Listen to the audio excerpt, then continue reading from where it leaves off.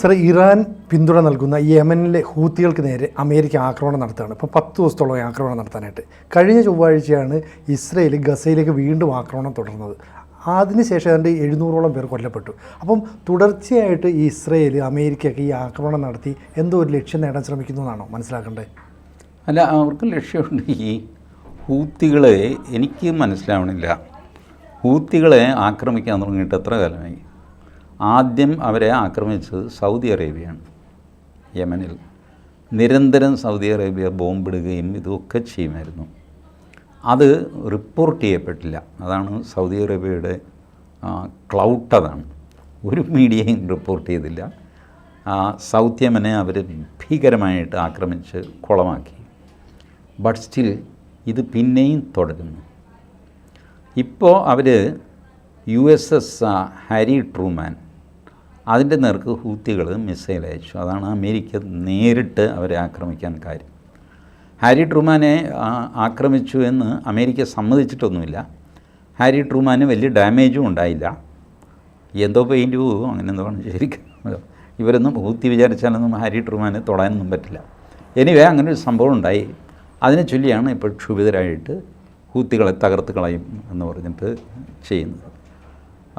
ഹൂത്തികളാണെങ്കിൽ ഈ വെറുതെ വഴിയെ പോകുന്ന കപ്പലുകളെ ആക്രമിക്കുക അവരുടെ ഒരു സ്വഭാവമാണ്.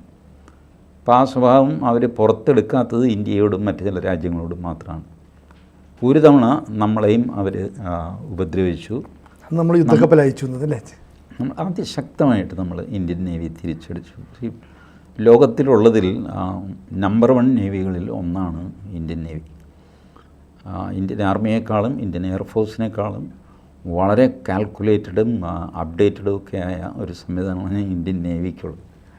അതുകൊണ്ട് ഇന്ത്യൻ നേവി ഒരു പേടി സ്വപ്നമാണ് പലർക്കും നമ്മൾ അകമ്പടി സേവിക്കാറുണ്ട് ഈ യമൻ ഭാഗത്തൂടെ പോകാനായിട്ട്. ഇപ്പോൾ ഹൂത്തികളുടെ സെൻറ്ററും അതിനപ്പുറത്ത് അക്കരെ ജിബൂട്ടി എന്ന് പറഞ്ഞിട്ട് വേറെ വലിയൊരു തുറമുഖം ഇതൊക്കെയുണ്ട്.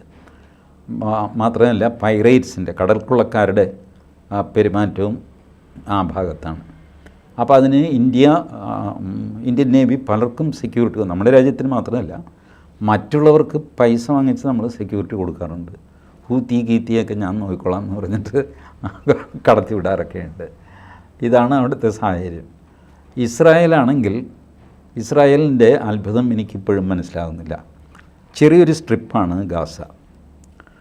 ആ സ്ട്രിപ്പ് കംപ്ലീറ്റ് ഇസ്രായേൽ കളച്ചു മറിച്ചു.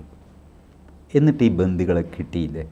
ഇത്രയും കാലമായിട്ട് ബന്ദികളെ വിടുന്നു എന്ന് പറഞ്ഞിട്ട് പെട്ടെന്ന് ഭൂമിക്കടിയിൽ നിന്ന് ഒരു കാറ് പുറപ്പെടുന്നു. 4 ബന്ദികളെ കൊണ്ടുവരുന്നു, കൈമാറുന്നു. ബന്ദികളാണെങ്കിൽ അവരെന്തോ സിനിമ കണ്ടിട്ട് ഇറങ്ങിയ പോലെ അവർ ഇറങ്ങുന്നു. ഇത് എന്തോ ഒരു കള്ളക്കളി ഇതിനകത്ത് എനിക്ക് ഇത്രയധികം ഇന്റലിജൻസ് സംവിധാനവും സംഗതിയൊക്കെയുള്ള ഇസ്രായേലിന് ഇതുവരെ ബന്ദികളെ കണ്ടെടുക്കാൻ സാധിച്ചിട്ടില്ല എന്ന് പറഞ്ഞാൽ അത് വിശ്വസിക്കാൻ പ്രയാസമാണ്. ഒളിച്ചു താമസിക്കുന്ന സകല ഹമാസ് നേതാക്കന്മാരെയും ഹിസ്ബുള്ളക്കാരെയും ഒക്കെ വെടിവെച്ച് കൊന്നവരാണ് ഇവർ ഇസ്രായേലുകാർ. ബന്ദികളെ മാത്രം അവർക്ക് കിട്ടുന്നില്ല. ഇതെന്ത് പരിപാടി? ബന്ദികളെ കിട്ടിക്കഴിഞ്ഞാൽ യുദ്ധം അവസാനിപ്പിക്കേണ്ടി വരും. അതുകൊണ്ട് മനഃപൂർവ്വം അവർ ബന്ദികളെ വേണമെങ്കിൽ അവർക്ക് പിടിച്ചെടുക്കാൻ പറ്റും. അതിന് പകരം ബന്ദി ഹമാസിൻ്റെ അടുത്ത് തന്നെ ഇരിക്കട്ടെ എന്ന് ഇസ്രായേൽ വിചാരിക്കുന്നുണ്ട്. കാരണം ഈ ബന്ദി ഇരിക്കുന്നിടത്തോളം കാലം ഇവർക്ക് ഹമാസിനെ ഇവനെയൊക്കെ തല്ലാനുള്ള ചാൻസാണ്. വെസ്റ്റ് ബാങ്കിൽ കയറി ആക്രമിക്കുക, ഗസയിൽ ആക്രമിക്കുക, എന്ത് ചോദിക്കാൻ ആരുമില്ല. ആര് ചോദിച്ചു കഴിഞ്ഞാലും പറഞ്ഞ് ഞങ്ങളുടെ ആളെ പിടിച്ചുകൊണ്ട് പോയിട്ട് 1.5 വർഷം ഇതുവരെ തന്നിട്ടില്ല എന്ന് ഇവർക്ക് കൊണ്ടുപോകാവുന്ന കാര്യമേ ഉള്ളൂ എന്നാണ് ഞാൻ മനസ്സിലാക്കുന്നത്. അപ്പോൾ അതൊരു അത്ഭുതകരമായ കാര്യമാണ്. ഇയാൾ ഇനി ഇസ്രായേൽ എപ്പോഴാണോ അയാൾക്ക് തോന്നുന്നത്, നെതന്യാഹുവിന് തോന്നുന്നത്, അപ്പോൾ അയാൾ യുദ്ധം നിർത്തും. പിറ്റേ ദിവസം വീണ്ടും തുടങ്ങും. എന്തും ചെയ്യും. ചോദിക്കാനും പറയാനും ആരുമില്ല. ഈ ബന്ദികൾ ജീവനോടുണ്ട് അവരെ കൊല്ലും ഹമാസ് എന്നുള്ളൊരു ഭയം കൊണ്ടായിരിക്കില്ല ഒരു പക്ഷേ നെതന്യാഹു അത്തരം ഒരു ഓപ്പറേഷനിലേക്ക് കടക്കാത്തത്? അങ്ങനെയൊന്നും ഇല്ലയെന്ന്. അതൊക്കെ ഇസ്രായേലിനില്ലാത്ത സാമർഥ്യമുണ്ടോ? അതൊക്കെ വെറുതെ പറയുന്നതാണ്. ആ പ്രദേശം മുഴുവൻ വെടിവെച്ച് ക്ലീനാക്കി ബന്ദികളെയും കൊണ്ട് പോരാനുള്ള കപ്പാസിറ്റി ഇസ്രായേലിനുണ്ട്. അവരെന്തുകൊണ്ടത് ചെയ്യുന്നില്ല എന്ന് ചോദിച്ചാൽ ഇത് മാത്രമേ ഞാൻ ന്യായം കാണുന്നുള്ളൂ. ബന്ദികളായിട്ടിരുന്നാലേ ഇസ്രായേലിന് ഹമാസിനെ തല്ലാൻ പറ്റുള്ളൂ. അതുകൊണ്ട് അവിടെ തന്നെ ഇരിക്കട്ടെ എന്ന് പറഞ്ഞു. മൊസാദ് ഒന്ന് അരിച്ചു വെറുക്കിയാൽ പോലും അത് കിട്ടാൻ സാധ്യതയില്ല ഈ രീതിയിലേക്ക് പോകുന്നു. അവർക്ക് ഗസയുടെ ഓരോ ഇഞ്ചും അറിയാം. വലിയ സാറ്റലൈറ്റ് സംവിധാനം, ഡ്രോൺ, അത് ഇത് ഉള്ള ചാരന്മാർ, ഇതൊക്കെ ഇറാനിൽ പോയിട്ട് ഒരാളെ തട്ടാൻ അവർക്ക് പറ്റുമെങ്കിൽ പിന്നെ ഗസയിലാണ് അവർക്ക് പ്രയാസം. ഗസ അവരുടെ കയ്യിൽ തന്നെ ഇരിക്കുന്ന സ്ഥലമല്ലേ. അപ്പോൾ അതിൽ എന്തോ ദുരൂഹത എനിക്ക് തോന്നുന്നു സാമാന്യ ബുദ്ധിക്ക്. ഏതായാലും ആ യുദ്ധവും തുടരുന്നു. ഓരോ യുദ്ധം കഴിയുമ്പോഴും ഇസ്രായേൽ വികസിച്ച് വരുന്നു. ഇപ്പോൾ ലെബനൻ്റെ ഒരു ഭാഗം കൂടെ അവരെടുത്തു, സിറിയയുടെ കുറച്ച് പോർഷൻ കൂടെ അവരെടുത്തു. ഇസ്രായേൽ വലുതായി. ഇപ്പോൾ ഈ 1.5 വർഷം കൊണ്ട് ഇസ്രായേലിൻ്റെ വലിപ്പം തെക്ക് വർദ്ധിച്ചു. വടക്ക് പിന്നെ വർദ്ധിക്കാനില്ല, കാരണം ഈജിപ്തും ഇവരുമൊക്കെ ഉള്ളതുകൊണ്ട് അങ്ങോട്ട് എക്സ്പാൻഡ് ചെയ്യാൻ പറ്റില്ല. ഈജിപ്റ്റ് ഈ വഴക്കിനുമില്ല. അപ്പോൾ അങ്ങനെ ഒരു സിറ്റുവേഷനാണ്. ഹൂത്തിയെ സപ്പോർട്ട് ചെയ്യുന്നത് ഇറാനാണ്. ഇറാനിത് ഫൈനൽ വാണിംഗ് ആണെന്നൊക്കെ ട്രംപ് പറഞ്ഞു. ഇറാൻ പറഞ്ഞു ഞങ്ങൾ ആരെയും സപ്പോർട്ട് ചെയ്യുന്നുണ്ടായിരുന്നു ഒരു കാലത്ത്. ഹിസ്ബുള്ളയെയും ഹൂത്തിയെയൊക്കെ ഞങ്ങൾ സപ്പോർട്ട് ചെയ്തിരുന്നു. പക്ഷേ ഇപ്പം ഞങ്ങളത് ചെയ്യുന്നില്ല, വെറുതെ ഞങ്ങളെ ഉപദ്രവിക്കരുത്. അപ്പോൾ അമേരിക്കയ്ക്ക് എന്തെങ്കിലും ഒരു കാരണം പറഞ്ഞ് ഇറാനെയും ഇതിനകത്ത് വലിച്ചിടണമെന്നുണ്ട്. അപ്പോൾ ഇറാനാണെങ്കിൽ ഇതിനകത്ത് തലവെച്ച് കഴിഞ്ഞാൽ പ്രശ്നമാകുമെന്ന് ഇറാൻ അറിയാം. പഴയ ആരോഗ്യമൊന്നും ഇറാൻ ഇപ്പോൾ ഇല്ല. ഇസ്രായേലിൻ്റെ 1-2 ആക്രമണവും കൂടെ കഴിഞ്ഞ് കഴിഞ്ഞപ്പോൾ ഇറാൻ വല്ലാതെ ഭയന്നിരിക്കുകയാണ്. മാത്രമല്ല എപ്പോൾ വേണമെങ്കിലും പൊട്ടിപ്പുറപ്പെടാവുന്ന ഒരു ആഭ്യന്തര കലാപവും ഇറാനിൽ നിൽക്കുന്നു. ഇറാനിപ്പോൾ അതിലും വലിയ തലവേദന പാകിസ്ഥാനിൽ നടക്കുന്ന സംഭവങ്ങളാണ്. ഇറാൻ്റെ അതിർത്തിയിലാണല്ലോ പാകിസ്ഥാൻ, അഫ്ഗാനിസ്ഥാൻ, ബലൂചിസ്ഥാൻ, ഈ 3 സ്ഥാനങ്ങളും കൂടെ എങ്ങോട്ടാണ് പോകുന്നതെന്ന് ഇറാൻ ഇങ്ങനെ നോക്കിക്കൊണ്ടിരിക്കുക. ഇറാൻ പാകിസ്ഥാനെ ഇടയ്ക്കിടയ്ക്ക് ഉപദ്രവിക്കുകയും ചെയ്യും. ഇറാൻ്റെ പ്രശ്നം എന്താണെന്ന് വെച്ചാൽ ഇറാൻ ഷിയ രാജ്യമാണ്, അഫ്ഗാനിസ്ഥാൻ സുന്നിയാണ്, പാകിസ്ഥാൻ അഥവാ ബലൂചിസ്ഥാൻ അവർ സുന്നിയാണ്.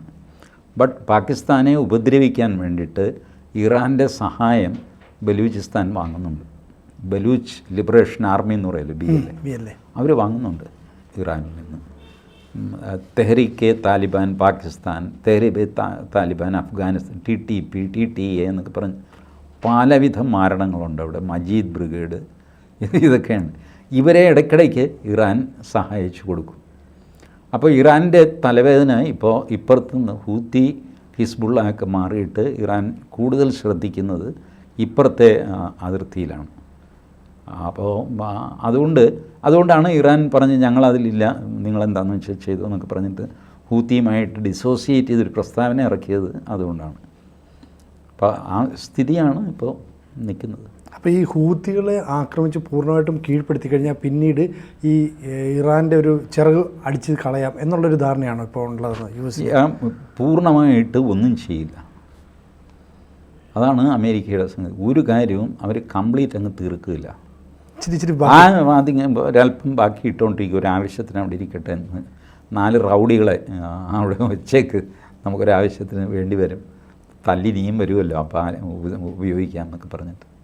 No problem is solve for ever. അതിനെ പോസ്റ്റ്പോൺ ചെയ്യുന്നു, ഒരു ധാരണയുണ്ടാക്കി ഒപ്പിട്ട് പോസ്റ്റ്പോൺ ചെയ്തു തന്നെ. അപ്പോൾ ഈ ഗാസയിലെ ഒരു ദുരൂഹത അത് ഇവിടെ നിലനിൽക്കുന്നുണ്ടല്ലോ, അത് പൂർണ്ണമായിട്ടും മൊസാദ് രംഗത്തേക്കൊക്കെ ഒന്ന് അഴിച്ചു കളയാൻ പറ്റില്ലേ? ഈ മൊത്തം അഴിച്ചു പണിഞ്ഞ് നോക്കിയ സ്ഥലമല്ലേ ഗാസ? അല്ല, അത് അഴിച്ചു കളയാൻ അവർ ആഗ്രഹിക്കുന്നില്ല എന്ന് വേണം മനസ്സിലാക്കാൻ. അവർക്ക് ചില ലക്ഷ്യങ്ങളുണ്ടാവും. കാത്തിരിക്കാം. കൂടുതൽ വാർത്തകളും വിശേഷങ്ങളും നിങ്ങളിലേക്ക് എത്താൻ ABC മലയാളം സബ്സ്ക്രൈബ് ചെയ്യുക, ബെൽ ബട്ടണും അമർത്തുക.